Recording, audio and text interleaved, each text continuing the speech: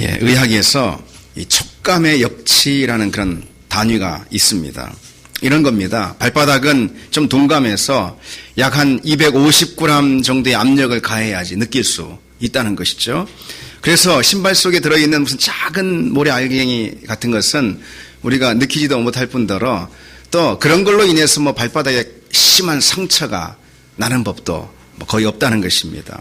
근데 반면에 우리 눈의 각막은 어떻겠습니까? 각막은 아주 예민해서 0.2g의 압력만 가해도 금방 예민하게 느낀다는 것이죠. 그래서 각막은 아주 작은 티에도 상처가 날 수 있는 것입니다. 당연한 말이지만은 발바닥보다는 각막이 훨씬 더 상처에 약한 것이죠. 그런데 우리 몸보다는 또 그렇게 예민한 이 각막보다도 훨씬 더 상처받기 쉬운 약하고 예민한 것이 있다면 무엇이겠습니까? 바로 마음이라는 것입니다. 마음처럼 상처받기 쉬운 것도 없다는 것이죠.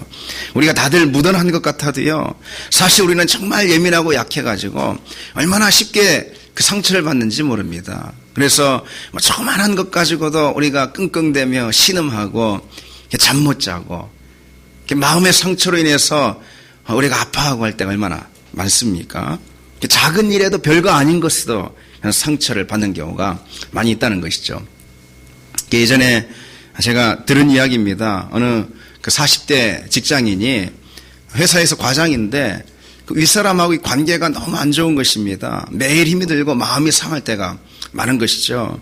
이유가 뭐냐면은 그 초등학교 다닐 때 아버지한테 벌을 한번 받은 적이 있다는 것이죠. 성적표를 갖다 드렸는데 이것이 그 아버지 기대에 미치지 못하니까 식사 시간에 같이 밥을 먹다가 옆으로 따로 세워서 식사 시간 내내 손을 들고 무릎을 꿇고 벌을 세운 것입니다.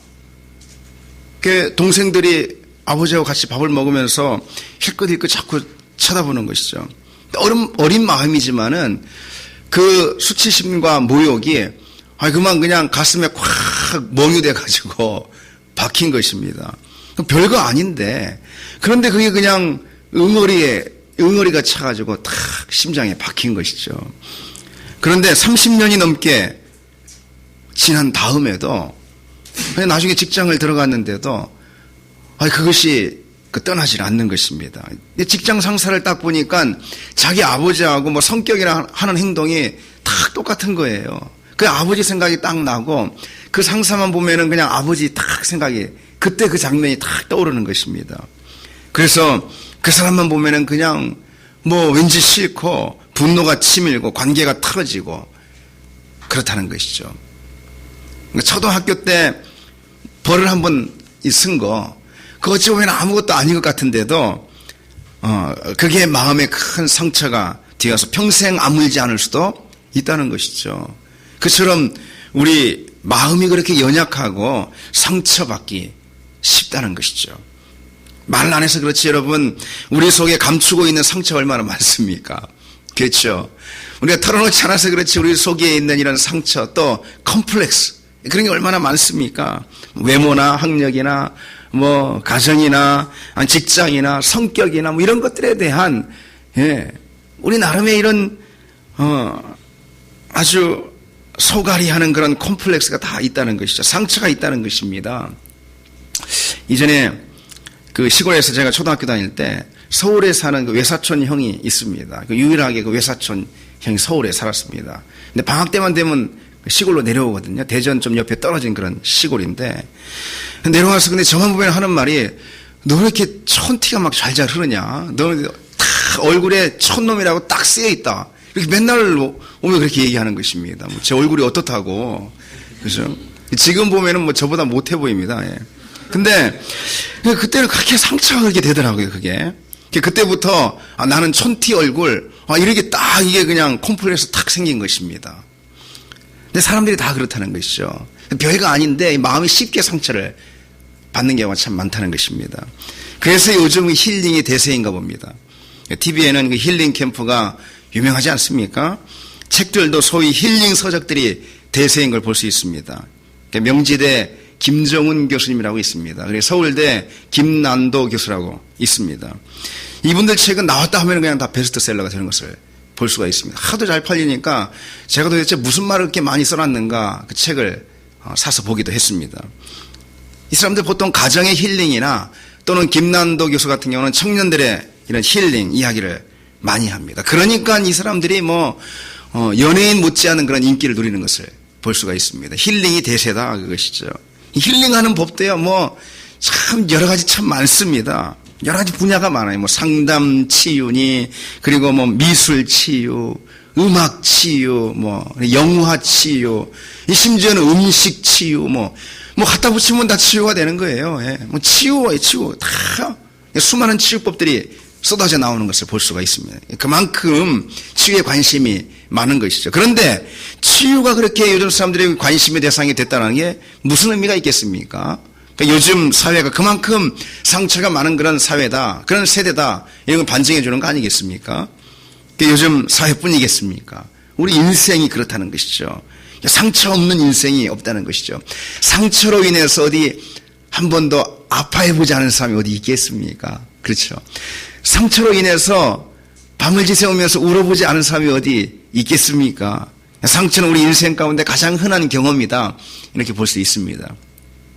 그럼 우리는 어떤 상처들이 주로 있겠습니까, 여러분? 우리 마음과 영혼에 깊은 생채기를 내는 그런 상처들이 무엇이 있겠습니까? 첫째로 죄에 의한 상처가 있습니다. 죄로 인한 상처인 것입니다. 죄는 우리 영혼에 깊은 상처를 남기죠. 죄가 남기는 상처는요, 죄책과 수치심이라 이렇게 볼 수 있습니다.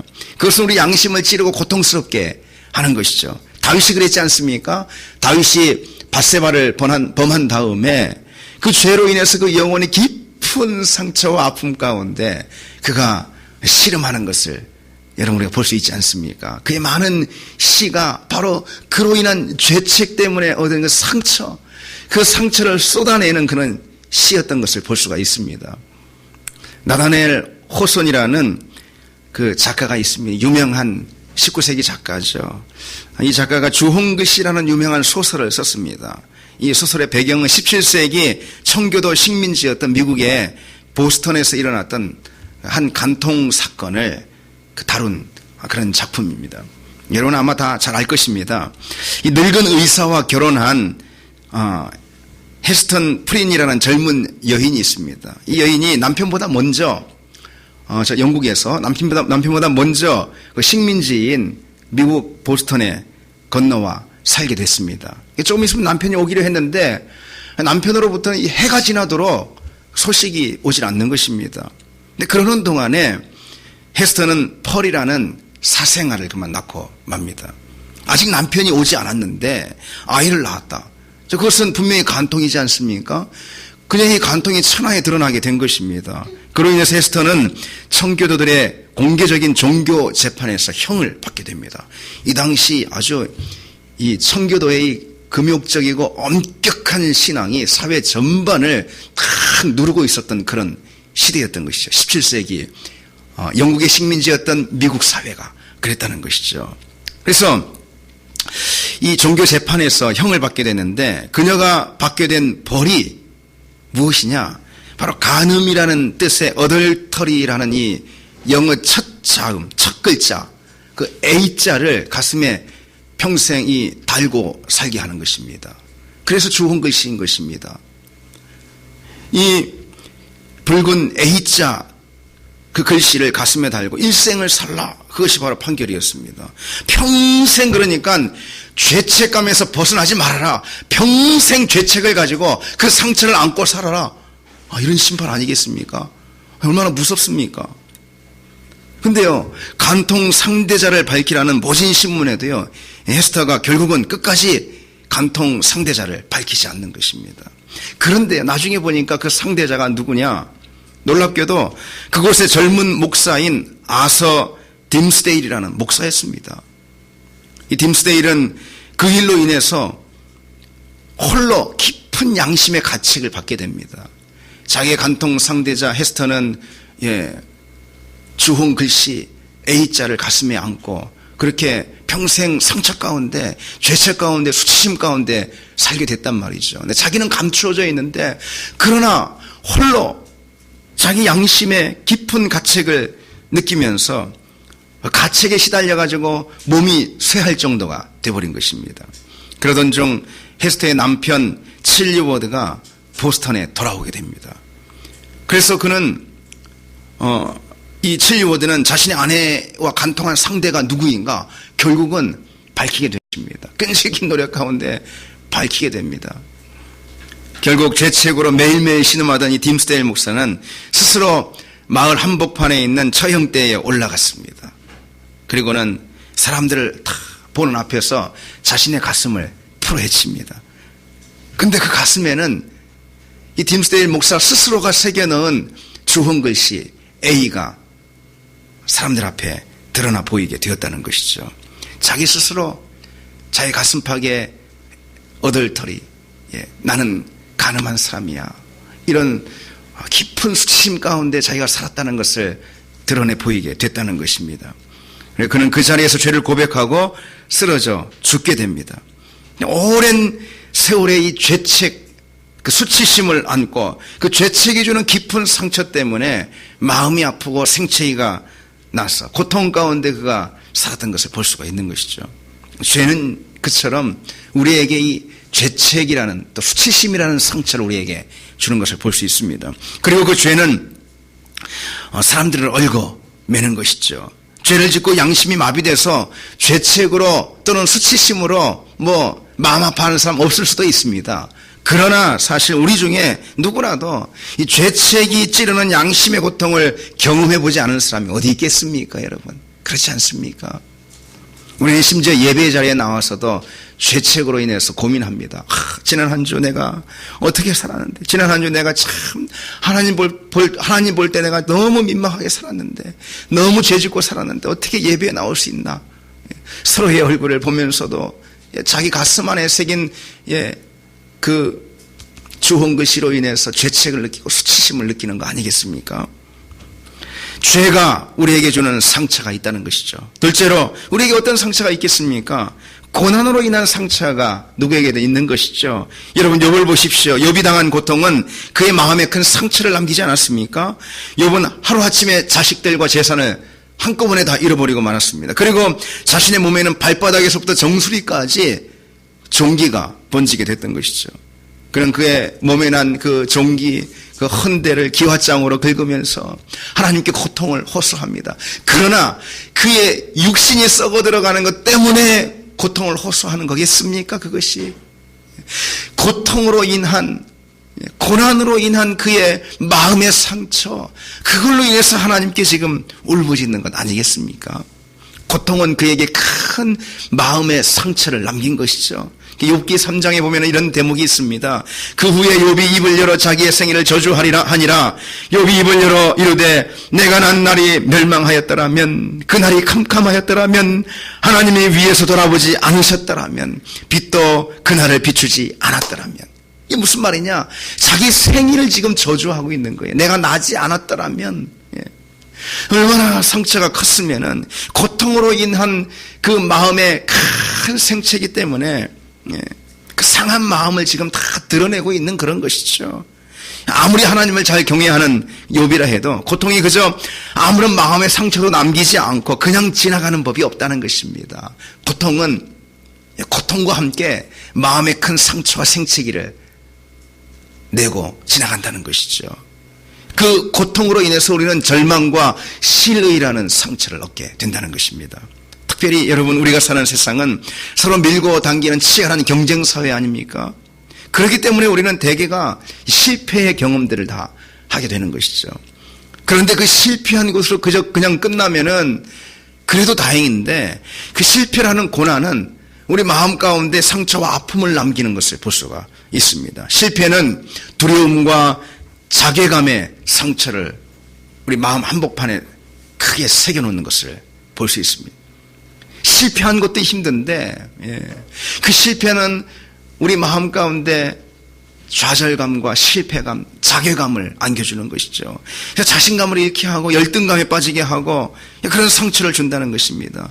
그래서 실패보다는 실패로 인해 우리 마음에 핥혀진 그 상처의 문제가 더 큰 문제인 것입니다. 그런데 우리가 사는 이 사회는 아주 과열된 그런 경쟁 사회잖아요. 그러니까 실패자를 계속해서 생산해내는 것입니다. 심지어 초등학교 때부터 다른 사람들과 다른 친구들과 상대와 경쟁해서 나를 평가받는 그런 세상이기 때문에 그때부터 이 실패자를 생산해내는 그런 세상이 바로 오늘날 세상이다 이렇게 볼 수가 있는 것이죠.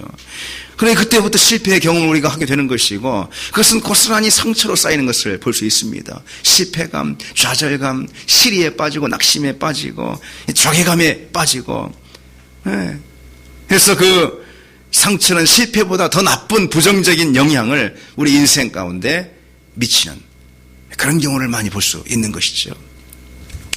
마지막으로 우리에게 어떤 상처들이 있을 수 있겠습니까? 관계로 인한 상처가 또 있을 수 있겠죠. 가장 흔한 상처다 이렇게 볼 수 있습니다. 우리는 살면서 누구나 사람들과 관계를 맺죠. 가깝게 있는 부모, 형제, 친구, 또 교우들, 또 이웃들. 근데 가까우면 가까울수록 그 사람들에게 우리는 주로 이 상처를 많이 얻게 되는 걸 볼 수 있습니다. 그들에게 위로도 받죠. 그들로 인해서 행복도 누리지만은 또 그만큼 상처도 받게 되는 것을 볼 수 있습니다. 요셉을 한번 보십시오. 요셉은 17살의 형들에 의해 애굽의 종으로 팔려가서 가진 고통 가운데, 가정 시련 가운데 무려 13년을 보내지 않습니까? 그 가운데 누명을 쓰기도 하고요, 옥에 갇히기도 하고요, 심한 어려움을 겪죠. 그래서 시편 기자는 이렇게 욥에 대해서 말하고 있습니다. 요셉에 대해 말하고 있습니다. 요셉이 종으로 팔렸도다. 그의 발은 착고를 차고 그의 몸은 쇠사슬에 매였으니 그랬습니다. 요셉이 착고를 차고요, 쇠사슬에 매였을 때 그도 인간인데 더욱이 17살밖에 안 된 어린 소년인데 얼마나 두려웠겠습니까? 얼마나 괴로웠겠습니까? 얼마나 그 고통이 심했겠습니까? 그 고통으로 인한 상처가 또 얼마나 컸겠습니까? 그리고 자신을 그처럼 이역만리 낯선 곳에 팔아버린 그 형들 있잖아요. 가까운 형들, 친형들이잖아요. 그 형들이 얼마나 미웠겠습니까? 얼마나 원망스럽겠습니까? 아니, 그들을 향해서 이 분노의 적개심이 타오르지 않았겠습니까? 그 상처, 관계로 인해서 주어지는 그 상처들 있잖아요. 분노, 적개심, 원망, 미움, 이 상처, 그 상처가 가슴 깊이 파고들어서 가슴에 멍을 냈을 것입니다. 다윗도요, 그가 중심으로 섬겼던 사울에 의해서 핍박을 받았잖아요. 사울 때문에 상처를 받은 것이죠. 그리고 아들 압살롬, 심지어는요, 압살롬 때문에, 아들 때문에 상처를 받지 않습니까? 가장 가까운 사람으로부터 상처를 받는 것이죠. 이 상처라는 것은, 관계로 인한 상처라는 것은요, 누구도 예외가 될 수가 없는 걸 볼 수 있습니다. 나는 좋은 가정 환경에서 자랐어. 우리 교회 성도들은 너무너무 다들 좋아. 마음이 너무너무 좋아. 우리 동탄 은혜교회 성도들, 상처 줄 사람이 어디 있어. 우리가 다 너무너무 좋은데. 우리 교회 목사님, 세상에 저런 사람이 없어. 너무너무 착해. 그러지도 않겠지만 여러분들, 그래도 상처가 있다는 것입니다. 상처로부터 예외된 사람이 아무도 없다는 것이죠. 심지어 예수님도 그 상처로, 관계로 인한 상처로부터 예외가 아니었습니다. 예수님도 제자들의 배반으로 인해서 고통스러워하지 않았습니까? 3년간 마음을 나누고 삶을 나눈 제자들이 한순간 다 그냥 배반해버리고 다 도망해 버렸다는 것이죠. 가까운 사람들로 인해 얻는 이 상처 있잖아요. 그 상처는요, 이 예수님께는요, 대제사장이나 바리새인들이 준 상처보다 훨씬 더 컸을 것입니다. 그렇지 않겠습니까? 여러분, 그처럼 누구도 피할 수 없는 것이 이런 상처다. 죄로 인한 상처고, 그리고 고통으로 인한, 고난으로 인한 상처고, 관계로 인한 상처다. 그렇습니다. 이 상처는 무엇으로 치유를 받을 수가 있겠습니까? 감사하게도 상처에 대한 치료제가 있다는 것이죠. 오늘 말씀에 상심한 자들을 고치시며 그들의 상처를 싸매시는도다 하지 않았습니까? 주님 우리의 상처를 고치고 싸매주시는 분이라는 것이죠. 첫째로 이 죄로 인한 상처는요, 십자가가 치료제라는 것입니다. 십자가 은혜가 우리 모든 죄를 덮고 그리고 우리 모든 죄책을 잊게 만든다는 것입니다. 그래서 우리는 날마다 십자가를 붙들어야 하는 것입니다. 날마다 십자가 안에 들어가야 하는 것입니다. 예. 우리는 누구든 죄를 지을 수밖에 없는 죄인들이잖아요. 그죠? 매일매일 죄 가운데 노출되어 있잖아요. 그래서 우리는 죄를 지을 수밖에 없고 그 죄가 우리에게 안겨주는 죄책과 그리고 수치심이라는 큰 상처를 우리가 안고 살 수밖에 없다는 것입니다. 그 상처가 우리 마음을 생채기내고 골마터지게 만드는 것이죠. 그로 인해서 우리는 가슴 아리하게 되고 우리는 고통 가운데 시달리게 된다. 우리 양심이 고통을 받게 된다는 것입니다. 그때 우리가 십자가 아래 나아갈 때 우리는 그 모든 죄를 덮어주시는 주님의 은혜를 경험할 수가 있는 것이죠. 죄책에서 비로소 해방될 수가 있다는 것입니다. 십자가 아니고서는 그 무엇도 우리의 죄책을 해결해 줄 수 없다는 거 여러분 기억하시기 바랍니다. 십자가의 능력으로 인해서 우리의 모든 죄, 내 모든 내면의 죄로 인한 상처 그것이 회복되고 치유되고 우리 영혼이 다시 사는 그런 능력이 바로 십자가 안에 있음을 믿습니다.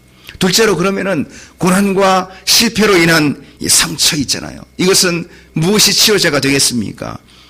부활의 산 소망이 치료제가 됨을 믿습니다. 우리가 어떤 형편에 있든지 고통 가운데 있든지 또 실패했든지 우리 앞에 큰 문제가 놓여 있든지 우리가 어떤 환경 가운데 있든지 복음의 참된 소망 이 부활 소망 그 하나만 든든히 우리가 붙잡으면은 그것이 우리 인생을 다시 살아나게 하는 상처의 치료제가 된다는 것입니다. 우리가 실패로 인해서 아무리 넘어졌다 해도 그로 인해서 우리가 가슴이 쓰리고 아프고 밤잠을 자지 못하고 시리에 빠지고 절망에 빠졌다 하더라도 실패감에 져지고 자괴감에 빠졌다 하더라도 예수 그리스도 부활 그 산 소망을 우리가 붙들 때 그 산 소망이 우리에게 미치는 강력한 하늘의 은혜와 능력으로 우리가 다시 회복되는 역사가 주어진다는 것이죠. 우리가 붙들므로 주어지는 것이 아니고 우리가 붙들 때 위로부터 강하게 우리에게 미치는 그런 능력이 있다는 것입니다. 부활의 능력이 우리 가운데 미쳐서 그 부활의 빛이 산 소망의 빛이 우리 심령을 온전히 치유하고도 남는 그런 은혜를 우리가 경험하게 된다는 것입니다. 여러분 그런 은혜를 경험하지 않습니까? 그런 은혜를 경험하는 여러분 되기를 바랍니다. 그때 우리는 10번 넘어져도 20번 넘어져도 우리 자신감 가지고 무슨 긍정의 힘 가지고 우리가 다시 일어나는 것이 아니라는 것입니다. 사람들 다 그럴 수가 없습니다. 부활의 산 소망, 복음의 새 소망, 참된 소망 그것이 우리 가운데 미치는 강력한 그런 능력, 하나님의 능력 그 능력으로 우리 상처가 낫고 그 안에 새살이 돋고 우리 영혼이 회복되고 살아나는 그런 생명을 누리는 우리가 될 수 있다는 것이죠. 셋째로 관계로 인한 상처 이것은 무엇이 치료제가 되겠습니까 여러분? 이것은 용서가 치료제가 되는 것입니다. 용서해야 내 상처가 아문다는 것이죠. 주님이 우리를 용서하셨습니다. 주님이 우리를 용서하신 것처럼 우리도 우리 이웃들을 용서해야 하는 것이죠. 그 용서는 바로 이웃을 우리가 묶어놓은 그 죄로부터 풀어주는 것, 그 이상 우리 자신의 상처를 치유해주는 그런 놀라운 능력이 있다는 것입니다. 용서해야 내 상처가 아무는 것이죠. 신학자 루이스 스미디스라는 신학자가 이런 말을 했습니다. 용서로 치유받는 최초의 그리고 많은 경우 유일한 사람은 바로 용서한 그 사람이다 그랬습니다. 우리가 용서를 할 때 용서로 인해서 치유받는 유일한 사람, 최초의 사람은 바로 내 자신이다 그것입니다. 누군가 나에게 큰 실수를 하고요, 상처를 안겨주고요, 심지어 씻을 수 없는 아픔을 안겨줬다 해도요, 우리가 택할 수 있는 가장 좋은 유일한 길은 무엇이냐? 용서라는 것입니다. 미움이 아니라는 것입니다. 분노가 아니고 복수가 아니라는 것입니다. 용서라는 것입니다. 용서가 주는 치유와 회복을 가장 먼저 누리는 사람이 바로 나 자신이 될 수 있기 때문에 우리가 용서해야 한다는 것이죠. 그러니 나를 위해서 상대를 용서하는 것입니다. 여러분이 용서를 통해서 관계로 인해서 상처난 우리의 모든 상처들 그것을 아물게 하고 치유하고 회복하는 그런 여러분 되기를 바랍니다. 여러분, 우리 인생은 죄로 인한 이 죄책의 상처를 피할 수가 없는 것입니다. 그리고 고난과 실패로 인한 상처도 피할 수가 없는 것입니다. 관계로 인한 상처도 역시 우리가 피할 수 있는 길이 없다는 것이죠. 근데 중요한 것은 그 상처를 어떻게 치유하고 관리하느냐, 이게 중요한 것입니다. 상처는 피할 수가 없어요. 그게 인생인 것입니다. 그래서 상처를 받고 사느냐, 상처를 가능하면 받지 않고 사느냐, 그에 따라서 내 인생이 달라지는 것이 아니라는 것입니다. 어디에 가든 상처는 있게 마련인 것입니다. 혹 여러분 다른 공동체에서 상처받고 우리 교회 오신 분 있습니까? 여기 있으면은 상처가 아물리라, 이 좋은 사람들이 그렇지 않다는 것입니다. 부모 때문에 깊이 상처받은 사람이 결혼합니다. 새로운 가정을 꾸려서 아내와 남편과 서로 사랑하며 살면 상처가 없을 거라고. 안 그렇다는 것입니다. 어디든 상처가 있다는 것이죠. 그럼 우리는 더군다나 죄를 짓고 사는 사람들 아니겠습니까? 늘 죄에 노출된 사람들이죠. 그 죄로 인한 죄책의 수치심의 상처는 또 어떻게 할 것이겠습니까? 상처는 피할 수 있는 길이 없다는 것이죠. 그래서 우리가 상처를 받지 않고 사느냐, 받고 사느냐, 이것으로 인해서 우리 인생이 달라지는 것이 아니라는 것입니다. 받은 상처에 우리가 어떻게 반응하느냐, 그에 따라서 우리 인생이 전혀 달라진다는 것입니다. 찰스 크래프트라는 신학자가 이렇게 말했습니다. 마귀는 우리 내면에 있는 상처에 기생한다. 마귀는 자신의 먹이, 즉 상처가 없는 사람 안에는 살 수가 없다 그랬습니다. 마귀는 우리 안에 있는 우리 내면의 상처, 그것에 기생한다는 것입니다. 그것을 먹이로 활동한다는 것입니다. 우리 내면의 죄로 인해 난 상처, 그걸 자꾸 이용해가지고요, 우리 자신을 정죄하게 만드는 것입니다. 그게 사탄의 활동인 것이고, 우리를 막 고소하는 것입니다. 참소하는 것입니다. 넌 나쁜 놈이야. 넌 하나님과 관계없어. 넌 하나님께 나갈 수 없어. 넌 죽을 수밖에 없어. 우리 안에 있는 이 죄책이라는 상처, 수치심이라는 상처, 그걸 이용해서 자꾸 우리를 공격하는 것이죠. 그걸 먹이로 삼는 것입니다. 우리 내면에 또 실패로 인한 상처가 있지 않습니까? 그 실패로 난 상처, 자괴감이나 아니면 실패감이나 아니면 실이나 절망, 이런 상처 있죠. 그 상처를 자꾸 드러내가지고 우리에게 두려움과 열등감을 심어준다는 것입니다. 마귀는 그런 상처를 먹고 활동한다는 것이죠. 우리 내면에 관계로 인한 상처가 있다는 것이죠. 그 상처를 자꾸 이용해가지고, 미움과 분노와 적개심을 자꾸 우리 가운데 심어준다는 것입니다. 그래서 관계를 완전히 절단을 낸다는 것입니다. 처음에 난 그 상처 때문에 관계가 절단되는 것이 아닙니다. 관계가 어려움이 오는 것이 아니라는 것이죠. 그 상처 안에 기생하는 사탄의 활동 때문에, 사탄의 역사 때문에 결국은 관계가 찢어지고 우리 자신도 망가지고 그렇다는 것입니다. 마귀는 우리 안에 있는 상처를 통로로 역사한다는 것이죠. 그럼 사울을 한번 보십시오. 사울이 죽인 자는 천천히요, 다윗은 만만히로다.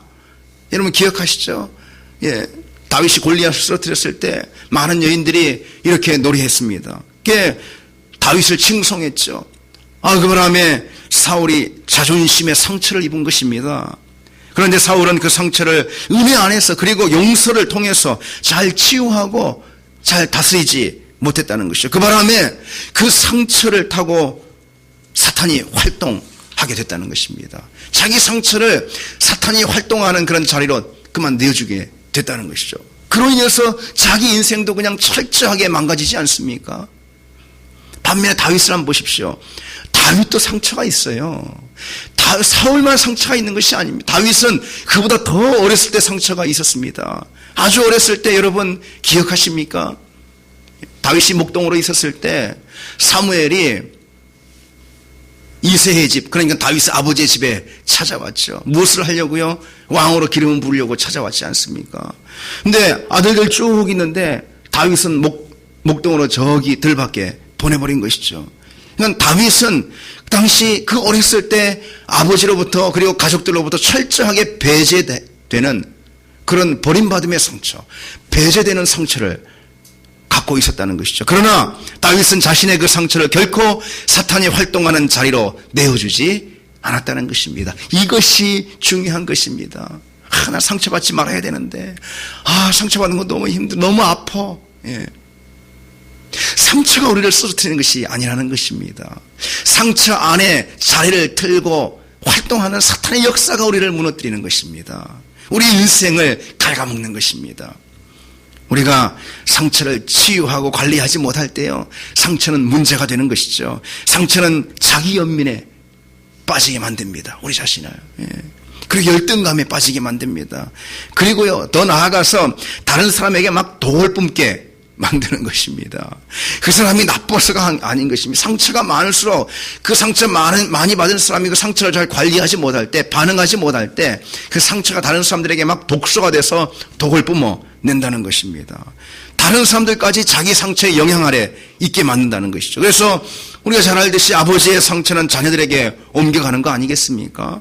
상처를 해결하지 못한 남자가 결혼을 하면은 아내에게 큰 상처를 주게 되는 것이죠. 상처가 있는 리더 한번 보십시오. 한 공동체를 이끄는 상처가 있는 리더, 상처의 문제를 해결하지 못한 이 리더, 독재자보다 더 힘들게 만듭니다. 예. 독재하는 리더가 오히려 나아요. 오히려 나. 예. 독재해서도 안 되지만은 상처받은 리더, 상처를 해결하지 못한 리더는요, 훨씬 더 힘들게 만드는 것입니다. 그 상처로 독소를 뿜어내는 것입니다. 그러나 상처가 이 십자가와 참된 소망과 용서로 인해서 온전히 치유가 될 때요. 그래서 우리의 상처를 사탄이 활동하는 자리로 우리가 내어주지 않을 때요. 그때부터 우리의 상처는 무엇이 되느냐? 우리의 상처는 하나님이 사용하시는 사명의 통로가 되는 것입니다. 상처가 났을 때, 우리 영혼에, 우리 심령에, 우리 마음에 생채기가 났을 때, 멍이 들었을 때 그 멍을 사단에게 내어주는 사람은 사단이 활동하는 자리가 되는 것이죠. 우리 영혼을 다 망치는 것입니다. 인생을 다 망가뜨리는 것입니다. 예. 자기 연민에 빠지고 열등감에 빠지고 독소를 뿜어내는 것입니다. 관계를 해치는 것입니다. 그러나 그 반대로 상처가 났을 때, 그건 어쩔 수 없습니다. 났을 때 그것을 치유하고, 예수 그리스도 십자가로, 그리고 부활의 소망으로, 그리고 용서를 통해서 치유하고 자기 그 상처를 하나님 앞에 내어드릴 때 하나님께서 그 우리의 상처를 오히려 하나님이 역사하는 능력의 통로, 사명의 통로로 삼아 주신다는 것입니다. 하나님께서는 치유된 우리의 상처를 사용하셔서 우리를 다른 사람의 상처를 치유하는 그야말로 백신으로 사용하신다는 것입니다. 그러니 상처는 사명을 감당하는 하나님의 통로인 것입니다. MBC 뉴스데스크 앵커 출신으로요, 지금은 오늘의 교회 CGN TV라고 있습니다. 오늘의 교회 CGN TV의 대표로 섬기고 있는 조정민 목사님이라는 분이 있습니다. 이분이 사람이 선물이다, 그런 책을 썼습니다. 근데 거기 한 대목에 상처에 대한 아주 귀한 그런 통찰이 있는 걸 봤습니다. 내 상처가 나으면 나는 백신입니다. 나와 같은 아픔을 겪고 있는 사람들에게 나는 특효약입니다. 주위를 살피면 오직 나만이 힘이 되어줄 수 있는 사람이 있습니다. 그랬어요. 상처가 나으면은요, 상처에 잘 반응해서 십자가의 은혜로, 하나님의 은혜로, 부활의 소망으로, 용서로 내 상처가 나으면은요, 그 상처는 이제부터 다른 사람들에게 백신이, 면역제가 될 수 있다는 것입니다. 치료약이 될 수 있다는 것입니다. 그래서 나와 같은 아픔을 겪고 있는 그런 사람, 내가 겪었던 그 아픔, 그것을 지금 겪고 있는 그 사람에게 내가 바로 특효약이라는 것입니다. 하나님이 나를 약으로 사용하시는 것입니다. 하나님이 나를 백신으로 사용하시는 것입니다. 그때 나는 사명자가 되는 것입니다. 일명 상처 입은 치유자인 것입니다. 헬리나 웨인이 말했듯이 상처 입은 치유자, 하나님의 사명자로 우리가 사용을 받을 수가 있다는 것이죠. 우리 주위를 돌아보면은 오직 나만이 힘이 되고 위로가 될 수 있는 그런 주변의 사람들이 있다는 것입니다. 왜요? 내가 그 아픔을 겪었거든요. 내가 그 상처를 갖고 있거든요. 그 상처의 흔적, 그러나 하나님의 만져주심으로 나은 그 흔적, 딱지 붙은 그 흔적, 그것이 나에게 있거든요. 내가 극복했거든요. 내가 나음을 입었거든요. 그것으로 끝이 아니라는 것입니다. 그때부터 나는 하나님의 사용하시는 백신이 되는 것입니다. 치료약이 되는 것입니다. 그래서 나와 같은 고통, 나와 같은 아픔 가운데 있는 사람, 관계로 인해서 찢긴 마음 있는 사람, 실패로 인해서 고통과 좌절 가운데 있는 사람, 죄로 인해서 깊은 죄책과 수치심 가운데 있는 사람, 그 사람에게 하나님께서 나를 보내신다는 것입니다. 나를 통해서 그 사람을 치유하신다는 것입니다. 여러분, 얼마나 이 놀라운 진리이겠습니까? 상처가 십자가로, 상처가 복음의 참된 소망으로, 상처가 용서로 치유되면 그때부터 나의 상처는 다른 사람들의 상처를 치유하는 치유대가 되는 것입니다. 내가 받은 나의 상처는 다른 사람들에게 유용한 백신이 되는 것입니다. 고린도후서 1장 4절에도 그래서 이렇게 말씀하고 있습니다. 온갖 환난 가운데서 우리를 위로하여 주시는 분이십니다. 주님이 그렇다는 것이죠.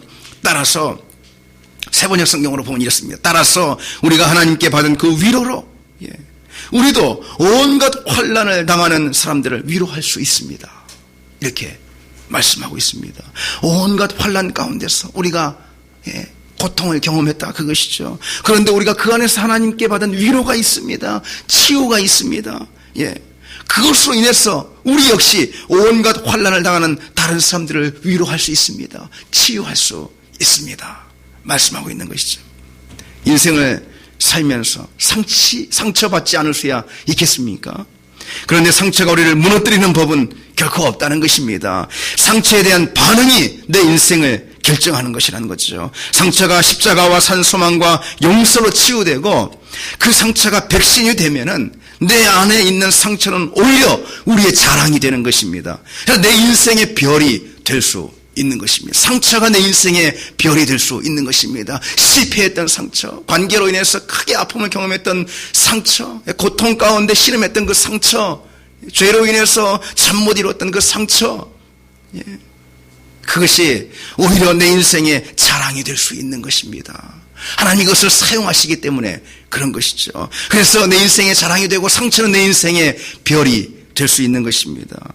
그래서 이런 말이 있지 않습니까? 상처는 별이 된다. Scars into stars라고 합니다. Scars into stars. 상처는 별이 되는 것입니다. 위대한 사람들 가운데 여러분, 상처 하나 없이 곱게 자란 사람 하나도 없다는 것입니다.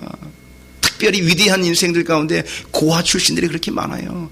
고아들 하면은요, 관계의 상처를 경험할 수밖에 없습니다. 다른 곳에 보내져서, 그죠? 친척 집에 보내져서, 낯선 사람들 손에 키워지면서 관계의 상처를 받을 수밖에 없어요. 근데 위대한 사람들 가운데 그런 관계의 상처를 경험할 수밖에 없었던 그런 고아들이 참 많다는 것입니다. 어쨌든 곱게 상처 하나 없이 자란 사람이 하나도 없다는 것입니다. 왜요? 그런 사람 하나님이 사용할 수가 없는 거예요. 다들 고통과 실패로 인한 상처, 관계로 인한 상처, 심지어는 죄로 인한 상처들이 많은 사람들입니다. 그러나 그들은 자신의 상처를 다른 사람을 위한 백신으로 삼았다는 것이죠. 그때 그들의 상처는 오히려 그들을 위대한 사람으로 만들어주는 그들의 자랑이요, 그들의 인생의 별이 되었다는 것입니다.